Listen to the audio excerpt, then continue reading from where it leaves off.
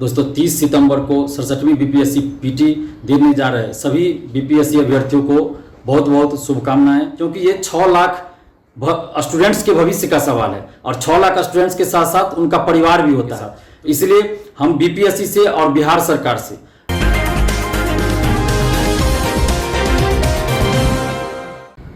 नमस्कार दोस्तों, मैं दिलीप कुमार। दोस्तों 30 सितंबर को 67वीं बीपीएससी पीटी देने जा रहे सभी बीपीएससी अभ्यर्थियों को बहुत बहुत शुभकामनाएं और सरकार से हम ये मांग करते हैं, बीपीएससी से हम ये मांग करते हैं कि इस परीक्षा को पूरी निष्पक्षता के साथ संपन्न कराएं और किसी भी तरह की गड़बड़ी नहीं होनी चाहिए। जैसा कि 67वीं पीटी पहली बार जब हुई थी 8 मई को, तो उसमें पेपर लीक हो गया था, तो वैसी घटना फिर से नहीं घटनी चाहिए। इस बात के लिए आयोग पूरी अपनी तरफ से पूरी तैयारी करें और सरकार भी, बिहार सरकार भी इसमें पूरी तरह से मुस्तैदी से काम करे, प्रशासन मुस्तैदी से काम करे और किसी तरह की कोई गड़बड़ी ना हो, पेपर लीक ना हो और किसी भी तरह की कहीं भी कोई गड़बड़ी नजर ना आए, किसी भी सेंटर पे किसी तरह की गड़बड़ी ना हो, क्योंकि ये 6 लाख स्टूडेंट्स के भविष्य का सवाल है और 6 लाख स्टूडेंट्स के साथ साथ उनका परिवार भी होता है।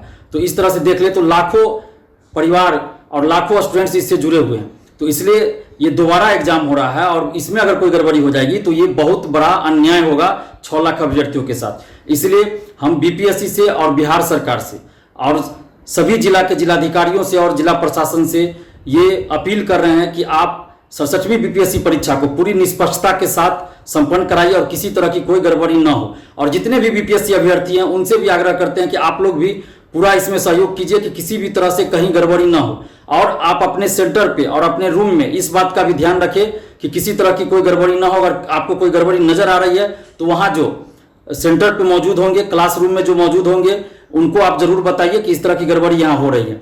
और अगर कोई ओएमआर सीट खाली छोड़ के आ रहा हो, इस तरह अगर आपको अचानक से नजर पड़ जाए, ऐसा नहीं है कि आप उसको देखने में रह जाइए, अगल बगल देखने में रह जाए, मैं ऐसा नहीं कह रहा हूँ। आप अपनी परीक्षा अच्छा से दीजिए और पूरे आत्मविश्वास के साथ परीक्षा दीजिए, पूरा सकारात्मक सोच के साथ परीक्षा दीजिए। लेकिन अगल बगल आपको कहीं ऐसा नजर लगे कि कहीं कोई गड़बड़ी हो रही है या कोई ओएमआर सीट खाली छोड़कर जा रहा है, तो उसका रोल नंबर जरूर आप नोट कर ले। जो ओएमआर सीट खाली छोड़ के 10-20 रंग की अगर खाली छोड़ के कोई जा रहा हो तो उसका रोल नंबर जरूर नोट कर लीजिए।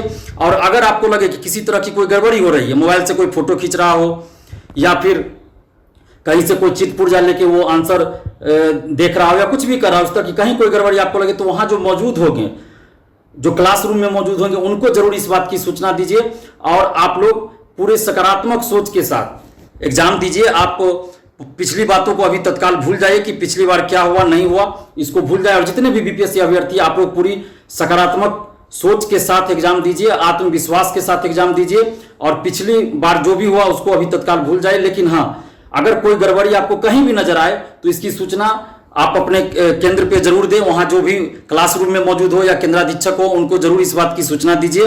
और कहीं भी भ्रष्टाचार हो, किसी भी तरह से गलत हो, तो उसको बर्दाश्त भी नहीं करना है। लेकिन आप अपनी परीक्षा हर परिस्थिति में सकारात्मक सोच के साथ दीजिए, यही आपसे हम अपील कर रहे हैं। आप किसी तरह का घबराहट मन में न रखें। और अंतिम समय में होता है कि लगता है कि जो भी पढ़े हैं सब लगता है कि भुला गए हैं, तो ये सभी के साथ होता है, तो इससे घबराना नहीं है।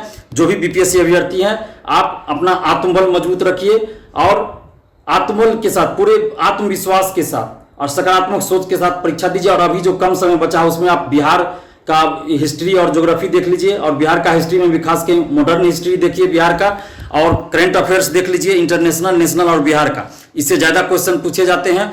और मॉडर्न इंडिया भी देख सकते हैं, खासकर राष्ट्रीय आंदोलन से संबंधित घटनाएं, उनको आप जरूर देख लीजिए। इतना कम समय में इससे ज्यादा करना संभव नहीं है, तो उन पोर्शंस को देखना चाहिए, उन टॉपिक्स को देखना चाहिए जिससे ज्यादा क्वेश्चंस हर बार आते हैं। तो इन सब चीज से हर बार क्वेश्चन ज्यादा आते हैं, इसलिए इन सब टॉपिक्स को अच्छा से आप देख लीजिए।